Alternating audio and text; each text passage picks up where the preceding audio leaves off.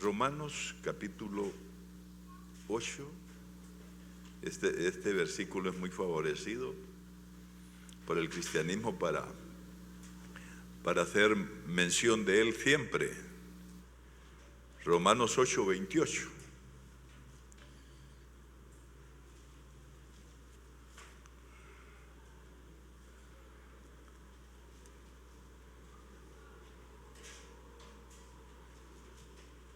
Dice, y sabemos que a los que aman a Dios, todas las cosas ayudan a bien. Esto es a los que conforme a su propósito son llamados. Yo estaba leyendo una traducción que se le llama la Biblia del Oso, muy buena, es antigua, y hace un agregado allí. Por ejemplo, dice, a los que conforme a sus propósitos son llamados. Es cierto, está entre paréntesis, se lo menciono en la Biblia del Oso, pero dice, a los que conforme a su propósito son llamados a ser santos. O sea, los que amamos a Dios y somos llamados por Él, somos llamados a la santidad. Somos llamados a ser santos, a ser apartados. Tal vez usted vio que toda la misión no participamos de las marchas que se están dando.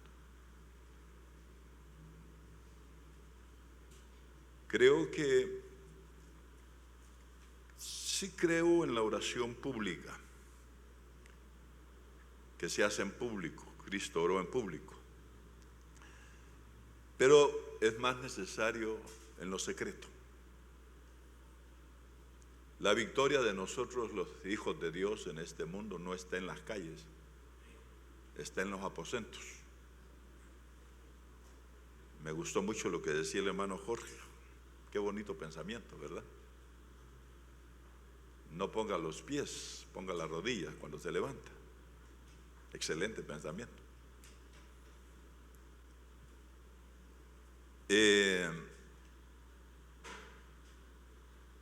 Tener mucho cuidado en nuestra vida pública. Debe ser una vida de santidad, que se manifieste santidad. Por ejemplo, una forma de ser santo es lo que decía Pablo en la primera carta a los Corintios. Él dice, no les estoy diciendo que se aparten de los fornicarios de este mundo. Apártense de aquellos que llamándose hermanos sean fornicarios. De eso hay que apartarse. Es una manera de santidad. Apartarse de alguien que llamándose hermano sea fornicario, dice así la Escritura. Pero nos debemos juntar con los fornicarios del mundo con un propósito, para predicarles el evangelio. Como cuando dijo el profeta, conviértanse ellos a ti, pero tú no te conviertas a ellos. Es decir, que ellos hagan lo que tú haces, tú no hagas lo que ellos hacen, que ellos sean llevados a hacer lo que tú haces, lo que el cristiano hace, lo que el creyente hace. Yo recuerdo hace algún tiempo, yo me juntaba con un grupo de abogados, hermano, que había uno de ellos que de 10 palabras que decía, 11 eran malas palabras, hermano, para decir algo. Es un malcriado. Cuando comencé a juntarme con ellos, pero yo llevaba en mi corazón, en mi mente, influir en ellos, ser una influencia positiva en la vida de ellos, un grupo de abogados. Y este hombre que era así, como le digo, como que disfrutaba decir malas palabras, hermano. Un día le dije, ¿sabía usted que de toda palabra, dice la Escritura, que de toda palabra ociosa que hablen los hombres, van a dar cuenta a Dios. No dicen los creyentes. ¿Qué es una palabra ociosa? Palabra que no lleva ningún buen resultado, que no produce un buen fruto. Esa es una palabra ociosa. Pero también dice la Escritura: ninguna palabra corrompida salga de vuestra boca, sino la que sea buena para la necesaria edificación. Las palabras soeces no edifican, ofenden, dañan. Entonces, hablar con ese cuidado. Después de que yo le dije a este abogado estas cosas, cuando se le salía alguna, después pedía perdón, disculpe. Y un día estábamos en un lugar público de comida rápida y íbamos a comer algo, no una comida formal, sino íbamos a comer algo. Estábamos ahí todos. Y este abogado me dijo: Tom, me dice, ¿puedo orar yo? Claro. Y ahí en ese lugar, hermano, y tenía un vozarrón, y levantó las manos y empezó a orar, hermano. Eso andaba buscando yo. El hombre ya partió con el Señor, y yo sé que se fue con Cristo, hermano. Resulta que después de que él fallece, las familias quisieron llevarlo a cierto lugar. Y el hijo dejó solo un hijo y un nieto ya.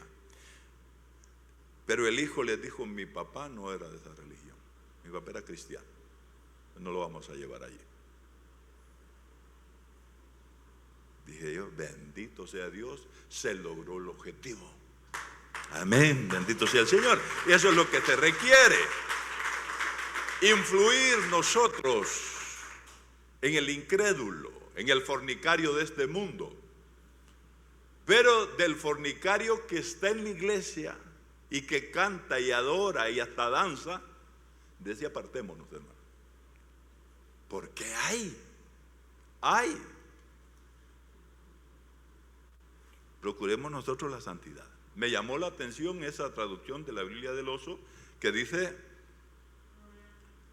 entre paréntesis, pero dice así, voy a leer todo el verso así, dice: y sabemos que a los que aman a Dios todas las cosas ayudan a bien.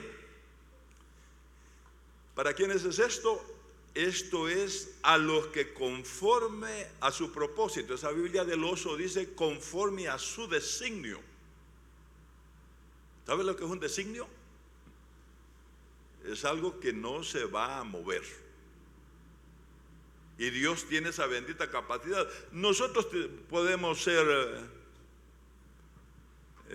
emocionales, volubles, inestables. Afirmamos algo ahorita, mañana ya no es tan firme el asunto, pero Dios no, hermano. Dios, si designa algo, es para ese algo. Es así. No lo mueve nada. Él es inconmovible, lo cantamos, ¿verdad? Y entonces dice, Él designa, y dice conforme a su propósito son llamados. Ahí es donde pone esta Biblia, a ser santos. A ser santos. Somos llamados a ser santos. Pero yo quiero que miremos dos ejemplos en la Biblia. Hay muchos. Dos ejemplos de esto. Cómo todo lo que les pasó a estos personajes llevó a bien. Todo para bien. Todo para bien. El primer personaje que quiero que miremos está en Génesis capítulo 45, verso 5. José. ¿Sabe que el nombre de José significa próspero? Próspero. Prosperidad. ¿Y sabe usted que nosotros estamos llamados a ser prósperos? Amén. Solo que para llegar allí, nace José,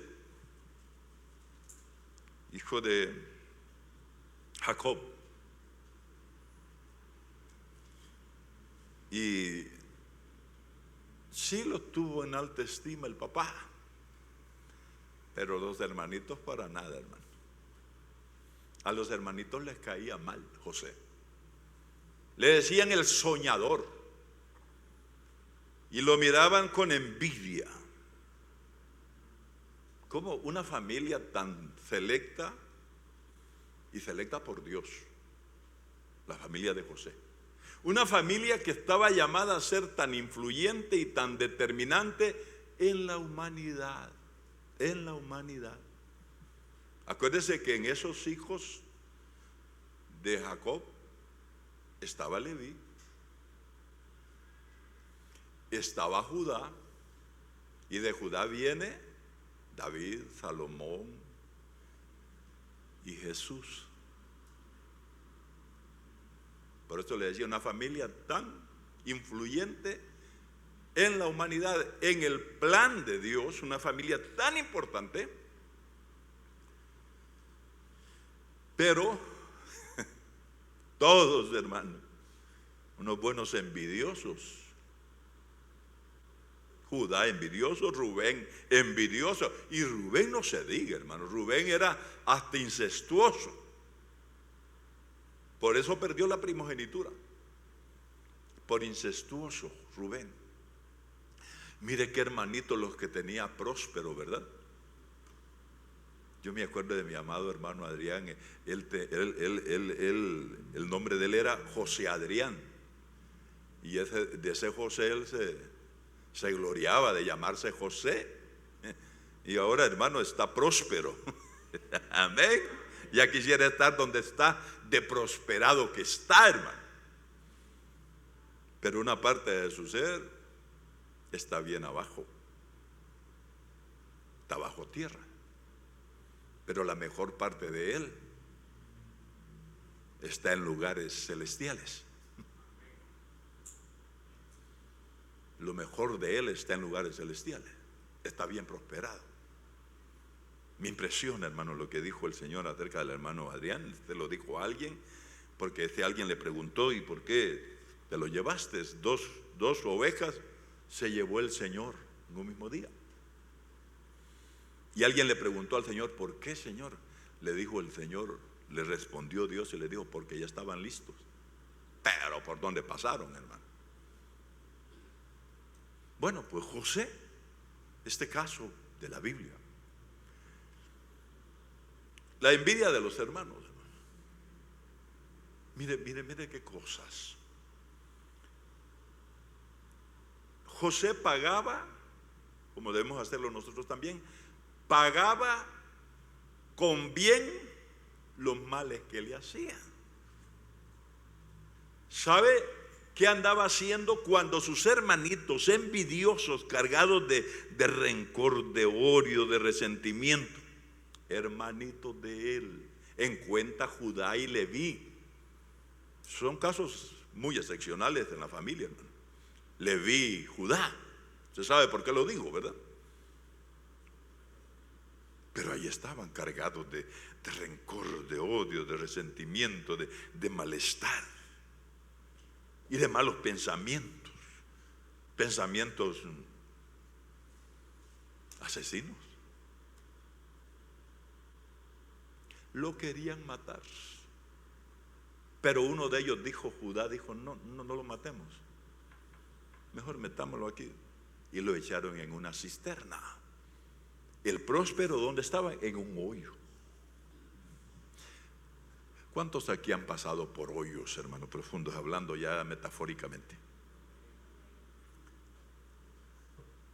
¿Usted recuerda algún hoyo en el que ha caído? Yo creo que todos hemos caído en hoyos, ¿verdad? Y estamos llamados por Dios a ser prósperos, hermano. A ser prósperos, no con la prosperidad de una mala doctrina que anda por ahí que se llama doctrina de la prosperidad. No, no, no. Dios quiere que seamos prosperados y hay doctrina de la prosperidad, pero hay que aplicarla conforme al Espíritu. Hay que decirle al que va a ser próspero que a veces tiene que pasar por unos hoyos terribles, hermano. Pozos. El Salmo 40 dice pacientemente. Cuando dice pacientemente allí David, dice pacientemente esperé en Jehová y él oyó mi clamor y me sacó del pozo de la desesperación, del lodo cenagoso. Una cisterna, un pozo malacate, hermano. Es el que menciona el Salmo 40. Y que yo sepa, David nunca estuvo literalmente en un pozo malacate. Bueno, el pozo malacate contiene agua, pero ese pozo que dice ahí David era lodo cenagoso, el que estaba ahí.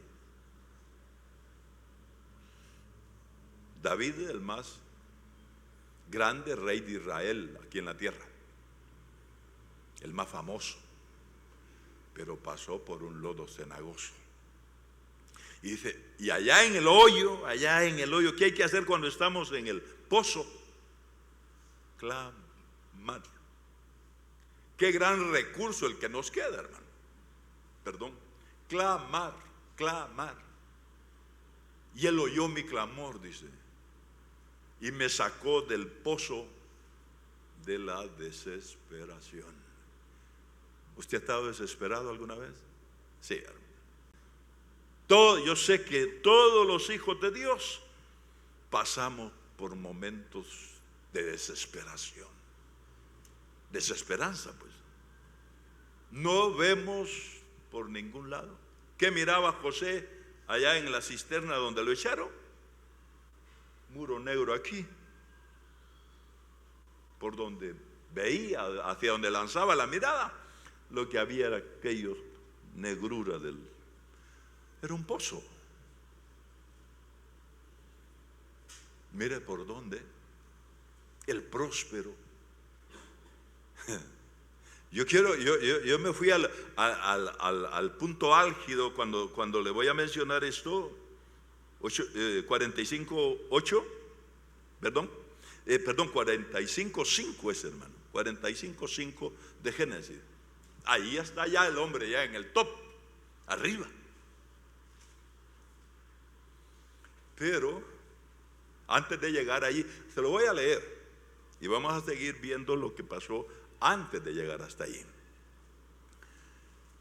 Ahora pues, no os entristezcáis, ni os pese de haberme vendido acá. Eso fue después del pozo. ¿Cómo se sentiría usted con sus hermanitos si lo vendieran?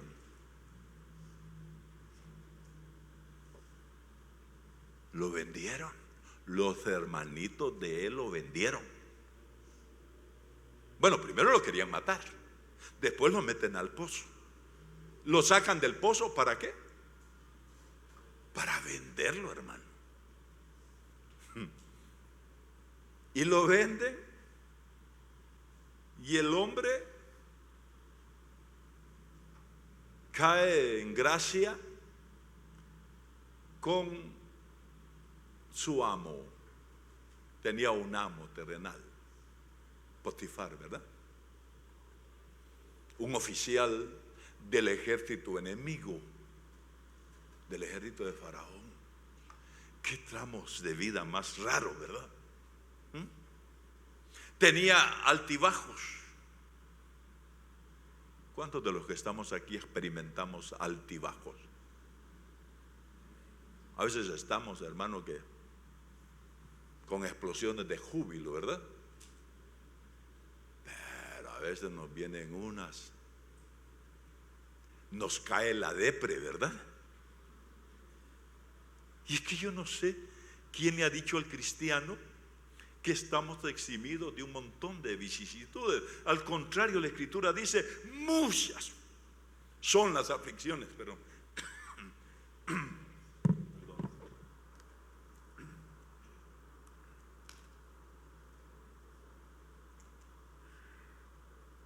dice, muchas son las aflicciones del justo, pero de todas ellas. Pero dice que son muchas, hermano. ¿Cuántas lleva usted? Ni las ha contado, ¿verdad? A veces salimos de una y pago a otra. Y es justo. Usted es justo. Ah, no, hermano, yo no soy justo, va a decir usted. No, hombre, si ya creyó en Cristo, somos justos. Amén. Y la mejor justicia. Es más, la única justicia verdadera. La justicia de Dios. Y a los ojos de Dios somos justos porque estamos escondidos en Cristo. Y Él en vernos a nosotros, en vez de vernos a nosotros, ve a Cristo. Ve a Cristo.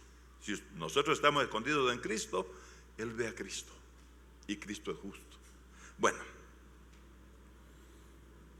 está allá en una bonanza, lo puso Potifar. Lea usted la historia de José. Léasela hoy, hermano, ahí está en Génesis. Lo pone en lo mejor de la casa. Solo la mujer.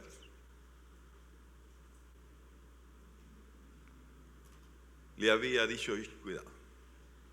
Pero el caso es que no fue José el que quiso tocar la mujer de Potifar. Fue la mujer de Potifar la que lo quiso agarrar a él. Fíjese que este caso, si usted lo nota, por ser fiel a Dios, por ser santo, por ser puro, por ser consagrado, va a parar a la cárcel, hermano. Hermano, un joven de 17 años, me imagino que no era tan fea. Es más, me imagino que no era fea la mujer de Potifar. Era hija de esposa de un oficial del ejército de Faraón. Un imperio en aquellos tiempos, el imperio egipcio. Y allí como se acostumbra el asunto de los harén y de todo eso. Pero era la mera esposa de Potifar. Y trató de seducir a José. Usted sabe la historia, ¿verdad? Pero José tenía una característica, hermano, que es la característica que nos debe identificar a todos los hijos de Dios. ¿Qué característica? Amaba a Dios. No estoy diciendo que Dios lo amaba, porque sí, Dios lo amaba. Esto no hay duda. No, José amaba a Dios. Amar a Dios es clave en este camino, hermano. Es determinante en este camino, amar a Dios. Amar a Dios. ¿Cómo quisiera decirlo de la manera más apropiada, más indicada, para que nos cale hasta lo más profundo de nuestro ser? Ese asunto, esa expresión, amar a Dios. Porque el versículo que leímos nos dice, todas las cosas obran para bien en aquellos que aman a Dios. Aman a Dios. José amaba a Dios. ¿Y cómo es amar a Dios usted? Así. Es más, Cristo lo dijo en Juan 14, ¿cómo es amarlo a Él? Dijo, estos son los que me aman, dijo. Los que viven conforme a mi palabra. Los que practican lo que yo digo que se haga. Hacer lo que Dios quiere, hacer la voluntad de Dios, es amar a Dios. Dijo así Jesús, Juan 14, el que me ama, mi palabra guardará ahí en la gaveta, ahí en el cajón, ahí en el buró de la cama. No. ¿Dónde tiene guardada su Biblia usted? No la guarda, ¿verdad? Ahí la tiene, hermano, toda pintada, toda marcada, toda...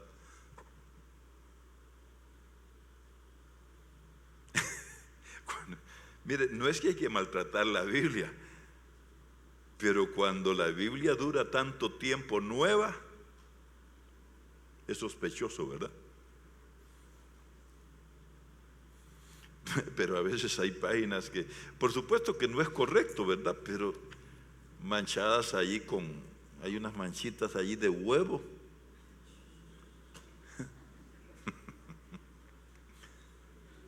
Unas manchitas ahí, a veces hasta de lápiz labial. Eso indica que la dueña de esa Biblia la abre y la lee.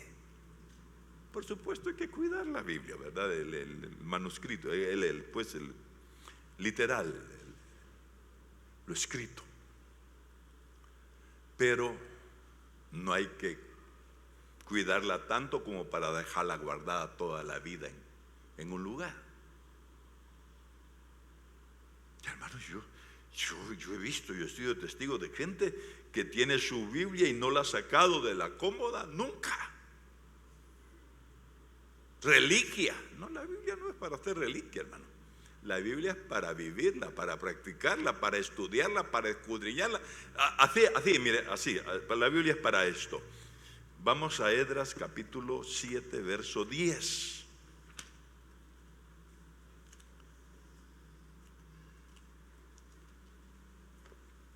Esdras capítulo 7, verso 10. Mire, este Esdras era especial, hermano. Porque Esdras dice, había preparado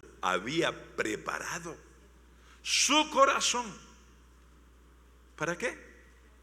Para inquirir la ley de Jehová. Para inquirir es, ya le hemos dicho bastante que es inquirir. Preguntar, investigar, averiguar, escudriñar, leer, todo está incluido en inquirir. Preparó su corazón para eso. Preparó su corazón. La preparación del corazón. ¿Cómo venía su corazón hoy esta mañana para venir a que estudiáramos la palabra aquí? ¿Cómo venía? ¿Preparado? ¿Preparado el corazón previamente? ¿Cómo está su corazón cuando va en sus devocionales, que creo que los tiene? Devocionales, tiempo designado para buscar, para escudriñar las Escrituras. Todo creyente debería tener un tiempo designado para escudriñar las Escrituras, hermano, para inquirir en ellas. Y dice que él había preparado su corazón. ¿Cómo será la preparación del corazón? Cuando caía el maná, caía un rocío sobre el desierto para que no se echara a perder el maná. Y a Israel salía a recoger el maná y era parecido a la arena, el maná. Entonces tenía que cubrir Dios con un rocío. A veces cantamos un coro, que el rocío del cielo nos traiga refrigerio. Que venga algo del cielo a nuestro corazón antes de escudriñar las Escrituras, antes de escuchar la palabra. Que venga ese rocío. Dice que Esdras había preparado su corazón para inquirir la ley de Jehová, primero para investigar, averiguar, indagar, preguntar. Dice, y para cumplirla. Mira el proceso, y para cumplirla. Eso es guardar la palabra. Y hermano, Dios quiera que se despierte en el corazón de cada oyente hoy el deseo de dar el siguiente paso después de cumplirla. ¿Qué hacía? Enseñarla. Enseñar. Mire, si buscamos alumnos, siempre podemos tener alumnos, hermano. Siempre podemos tener quien nos escuche si deseamos enseñar la palabra. Pero el proceso es preparar el corazón, eso es indispensable. Preparar el corazón, investigar, averiguar, indagar, preguntar, escudriñar la palabra. No para irle a enseñar, sino para practicarla, para cumplirla. Eso es lo que dijo Jesús: el que me ama, mi palabra guardará, y mi Padre le amará, y vendremos a él, dijo Cristo, y haremos de él nuestra casa. O sea, nos vamos a mudar a vivir en él. ¿Quién? El Padre y el Hijo a vivir en el que ama, el que guarda la palabra. Y dijo después, para cerrar y ponerle sello al asunto, dijo: estos son los que me aman, dijo Jesús, los que guardan mi palabra. Es que nada cuesta decir que nosotros amamos a Jesús. Si me voy de uno en uno donde ustedes ahorita, todos me van a decir: hermano, ¿se ama al Señor? Sí, se ama al Señor. Indefectiblemente yo sé que todos van a decir, y yo les creo que le aman. Pero podemos amarlo más, ¿verdad? Dice: estos son los que me aman, dijo, los que guardan mi palabra, los que practican, así como Esdras. Y hermano, qué maravilloso es después enseñar la palabra. Enseñar la palabra. Ese es el proceso. Debe ser el proceso normal. Bueno, si usted se pregunta cómo es amar a Dios, practicando la palabra. Así le demostramos a Dios que lo amamos. Y nos va a salir todo bien, como dice el Salmo 1. Dice: todo lo que hace prosperará. Amén. El varón del Salmo 1, el varón bienaventurado, dice: en la ley de Jehová está su delicia, y en su ley medita de día y de noche. Será como árbol plantado junto a corrientes de agua, que da su fruto a su tiempo, su hoja no cae, y todo lo que hace prosperará. ¿Qué dice el verso que leímos? Todo obra para bien en aquellos que aman al Señor. Bueno, ahí teníamos a José. Lo dejamos en la... Ya lo habían mandado a la cárcel por fiel. El próspero en la cárcel, hermano. Pero mire lo que le dice aquí a los hermanos. Usted sabe las vicisitudes que pasó en la cárcel, hermano. Es cierto que por un lado, excelente, halló gracia delante del carcelero. El carcelero le dio su lugar, pero siguió preso y se olvidaron de él, los que él favoreció. Eso sí, me llama la atención que a la hora de interpretar los sueños, José, del copero y el panadero, al panadero, calidad del sueño, la interpretación del sueño, pero el copero, y a los dos les dijo la verdad, hermano. Le interpretó lo bonito al panadero, pero también le interpretó lo feo al copero, que lo iban a matar, que le iban a quitar la cabeza. Al revés fue, ¿verdad?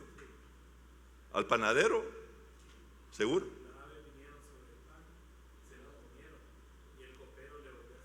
Sí, hermano. Gracias, hermano Miguel. Tienes razón. Gracias por la corrección. Excelente. Exactamente, yo lo estaba diciendo al revés. Gracias, hermano Miguel. Esto es estar en clase. Bueno, entonces el copero bonito la interpretación, ¿verdad? Lo iban a volver a su cargo, sí es cierto. Un cargo, el cargo más alto entre los servidores era el cargo de copero. Y al panadero le comieron, hermano, la cabeza en la interpretación. Entonces no, era honesto, era realista José. Ahí lo tenemos en la cárcel, pero mire lo que les dice aquí, ¿ve? A los hermanos. Perdón, Génesis 40, estaba todavía con Edras. Génesis 45:5.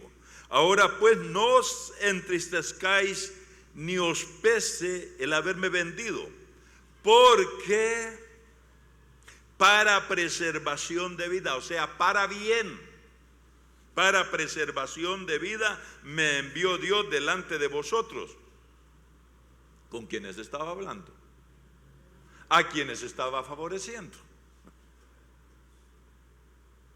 A los que lo habían vendido, a los que lo querían matar, a los envidiosos de sus hermanos, pero eran sus hermanos. Pero Dios había designado a José para ese proyecto, para ese plan. José encajó en el proyecto de Dios, en el plan de Dios, en la arquitectura de Dios para la vida de José. Y sabe que Dios es el arquitecto para la vida de cada uno de nosotros. Él ya echó líneas por donde tenemos que pasar. José era necesario que pasara por la cárcel, que pasara por el pozo, que pasara por la traición de sus hermanos, por el odio, el rencor, la envidia de sus hermanos. Esas cosas, todas esas cosas fueron para bien. Les dije que eran dos personajes y yo quiero que miremos el Salmo 145. David. Por supuesto, David escribió este salmo. ¿Por qué me voy al Salmo 145? Y no me voy a... La vida de David comienza a ser narrada desde el primer libro de Samuel en adelante. Allí aparece David en la historia bíblica. Igual,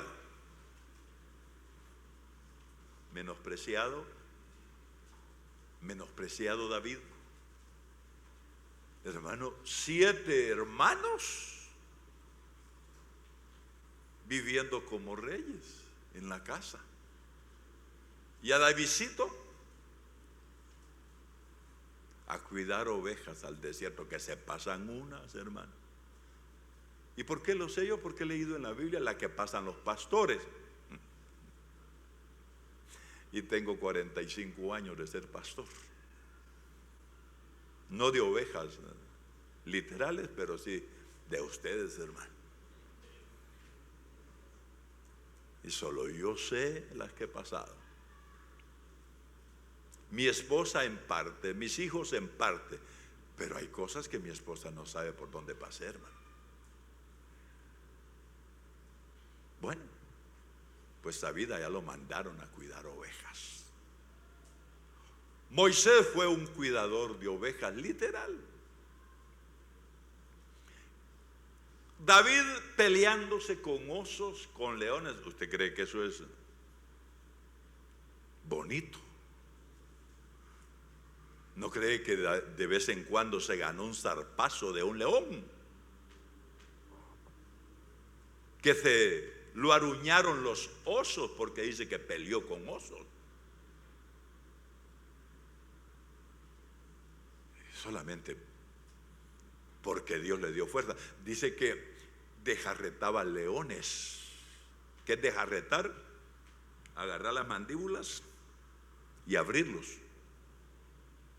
Increíble, ¿verdad? La mente humana, hermano.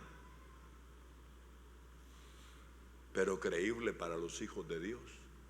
¿Usted cree que David desjarretó leones, David? Que los desgarró, pues, les abrió las mandíbulas, así se agarró con ellos. Sí, porque Dios es todopoderoso y da fuerzas a sus hijos. Amén. Amén. Fuerte este aplauso, hermano. Dios es el que nos da las fuerzas. Recuerdo aquel coro que cantaba el hermano, que el Señor le dio al hermano Jorge Jaens, hijo, donde no tiene fuerza celoso ni el león. Amén. Sí, en Dios somos más fuertes que los osos y los leones, hermano. Cierta oportunidad, en una calle oscura, eran como las 9 de la noche, un endemoniado me dijo con una voz gutural: yo sé pelear, me dijo. Un solo golpe te voy a dar. Antes de que me lo diera a mí, lo pesqué yo, hermano, y me lo llevé a una casa arrastrado, y él peleando con la fuerza de los demonios y yo peleando con la fuerza de Dios. Y esa noche fue liberado, y esa noche el Señor lo bautizó con Espíritu Santo. Tengo testigos de lo que estoy diciendo, hermano. Con mis fuerzas, hermanos, como dicen popularmente, me hubiera doblado, pero tanta fuerza le dieron los demonios a él como fuerzas me dio Dios a mí para. Y lo he visto, hermano, lo he visto. No una vez. Dios da fuerzas al que no tiene y multiplica al que no tiene ningunas. Cuando salimos al otro lado del hoyo, del pozo, decimos: ¿y cómo hice? No, usted no hizo nada, fue Dios el que le dio fuerzas, hermano. ¿Cómo salí de esta? Solamente porque Dios da fuerza al que no tiene, dice, y multiplica las fuerzas del que no tiene ninguna fuerza. ¿Lo dice así la Escritura? ¿Sí? Entonces, todo obra para bien en aquellos que aman al Señor. Entonces, ¿por qué me fui al Salmo 145? Porque es el último salmo que registra el salterio de David. El Salmo 145. Mire lo que dice allí, dice: te exaltaré, mi Dios, mi Rey, y bendeciré tu nombre eternamente y para siempre. Cada día te bendeciré y alabaré tu nombre eternamente. ¿Usted sabe lo que le está diciendo David ahí a Dios? Le está hablando de eternidad. Yo creo que David, muerto hace más de 2500 años, sigue alabando a Dios. Y lo vamos a ver alabando a Dios, hermano. ¿Usted quiere llegar ahí? Usted le ha cantado ese salmo al Señor también, ¿verdad? Eternamente y para siempre, cada día te bendeciré. ¿Es cierto eso? En su vida. Y cuando le dice, ¿en qué pensamos nosotros cuando le decimos a Dios eternamente y para siempre? Eternamente y para siempre. Para un humano sin Cristo eso es imposible. Pero nosotros los humanos con Cristo, eso es posible, que le cantemos a Dios eternamente y para siempre. Amén, tienes esperanza. Fuerte, fuerte esa alabanza. Amén. Pensamos en lo que le cantamos a Dios. Ahí lo hemos cantado y de corazón y con sinceridad. Pero estamos diciendo con eso que tenemos vida eterna, hermano. Que somos eternos. No somos simples mortales. Somos inmortales aunque nos maten. ¿Sí? Aunque nos muramos. Como el patriarca que decía: yo sé, decía, que después de deshecha mi piel, con mis ojos voy a ver a mi Creador. Job, ¿verdad? Pero comenzó diciendo: si el hombre muere, ¿volverá a vivir? Preguntaba Job. ¿Y qué terminó diciendo? Yo sé que mi Redentor vive y que me va a levantar del polvo, dijo. Gloria a Dios, tenemos vida eterna y podemos decir eternamente y para siempre, cada día te bendeciré. Eso solamente lo podemos decir los que hemos nacido de nuevo. Amén. Los que tenemos vida eterna y nosotros los que tenemos a Cristo. Dice, y alabaré tu nombre. Y le vuelve a decir, eternamente y para siempre. Grande es Jehová y digno de suprema alabanza, y su grandeza es inescrutable. Y sigue diciendo y diciendo y diciendo en el Salmo 145. ¿Por qué? Pero ¿por dónde pasó David, hermano? ¿Qué lo llevó a decir esto? ¿Cómo llegó hasta ahí, a ese punto? Cuando está muriendo se le dice a Salomón, yo voy por el camino de todos en la vida. Todos vamos a pasar por ese camino. ¿Cuál camino? La muerte. ¿Va a haber algún tipo de muerte? Sí, va a haber. Y hermano, y los que quedemos, los que estemos vivos, que vamos a estar transformados, en esta transformación hay operación de muerte, para pasar de muerte a vida. Amén. Pero antes tenemos que pasar por donde pasaron estos, todas las cosas. Todas las cosas. Me llama la atención, traje esta traducción también. Y hay un comentario, por eso traje esta Biblia. Dice, cuando dice todas las cosas, incluye a todas las personas. Dice, en todos los asuntos y todas las cosas. Todas las personas que aman a Dios. Amén. Dice todas las cosas gratas y desagradables, hermano. Como cuando decía también, bendeciré a Jehová en todo tiempo. Tiempo de escasez y tiempo de abundancia. Tiempo de salud y tiempo de enfermedad. Que qué difícil es adorar a Dios en la enfermedad, ¿verdad? Cantar coritos enfermos. ¿Cuántos han cantado coritos enfermos aquí? ¿Ah? ¿Cuántos decía Pablo, quién se enferma y yo no enfermo? Ya hay enfermedades de todos. Hay enfermedades por castigo, hay enfermedades porque tenemos un cuerpo de bajeza, un cuerpo limitado, un cuerpo vulnerable. Hay enfermedades por imprudencias nuestras, ¿o no? Sí, hay enfermedades de todo tipo, hermano. Pero de todas maneras, en todas ellas, no es fácil levantar las manos y decirle, Padre, te exalto, te alabo, te bendigo, estando en esas situaciones. Pero es necesario hacerlo. Decía un himno antiguo, decía, fácil es cantar cuando hay paz, pero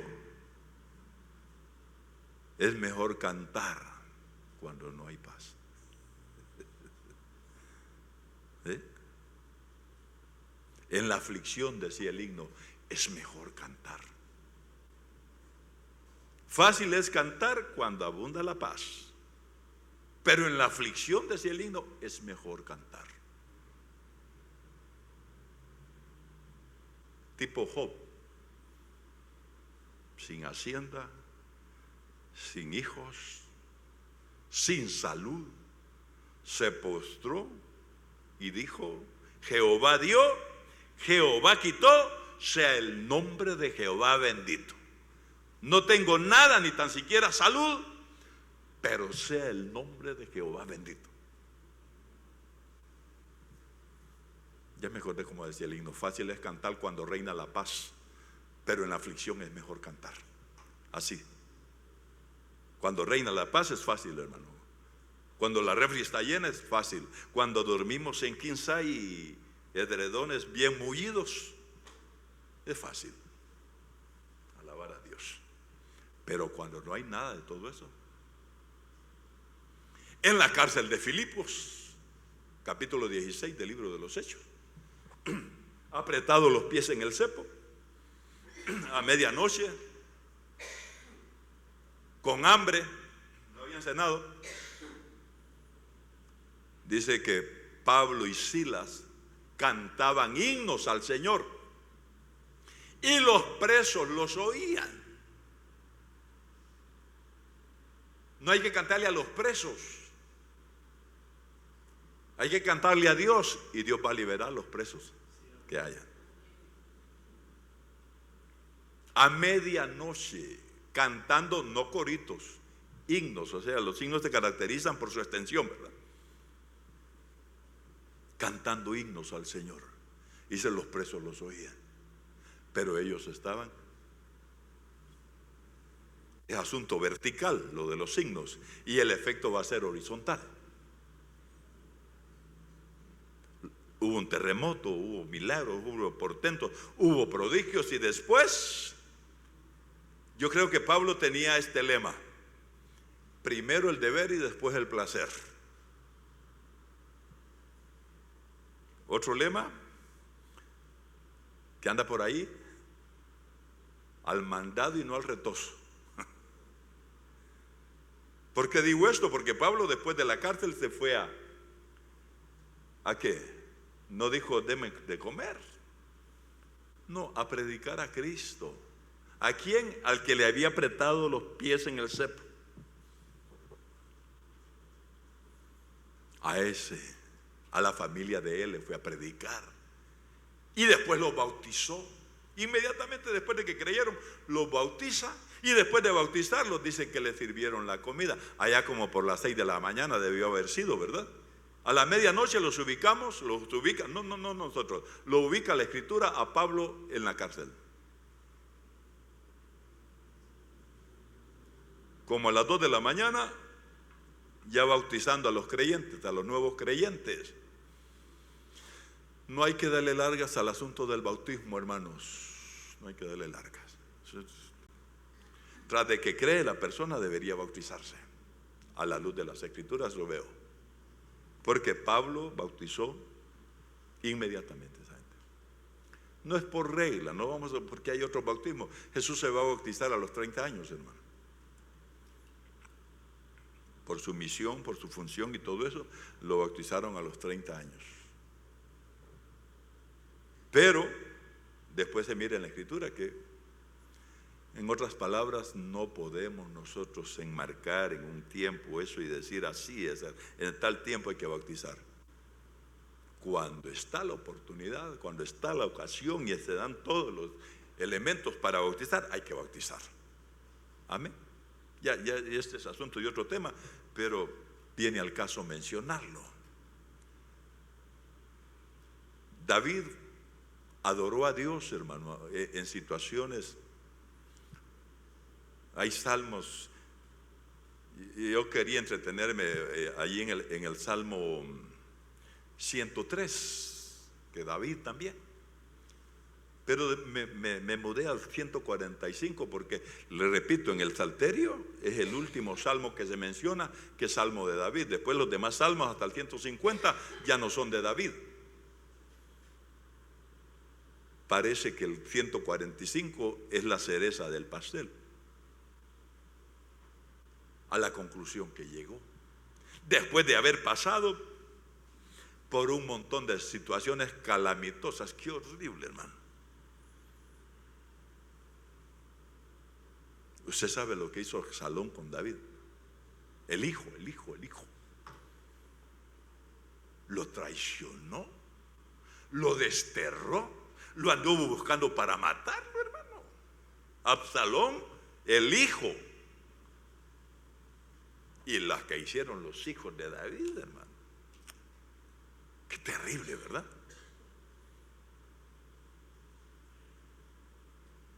feo. Incesto y de todo hubo con los hijos de David. Le mataron un hijo. Dios le mató un hijo también, hermano, a David. ¿Por dónde pasó David? El más grande rey de Israel. Todo ese camino, todas esas cosas que le sucedieron, fueron para bien. ¿Qué nos está diciendo el Señor esta mañana? Todo lo que nos acontezca a los que lo amamos, todo va a ser para bien. Amén. Póngase de pie esta mañana. ¿Qué nos queda? ¿A qué nos lleva esta meditación de esta mañana?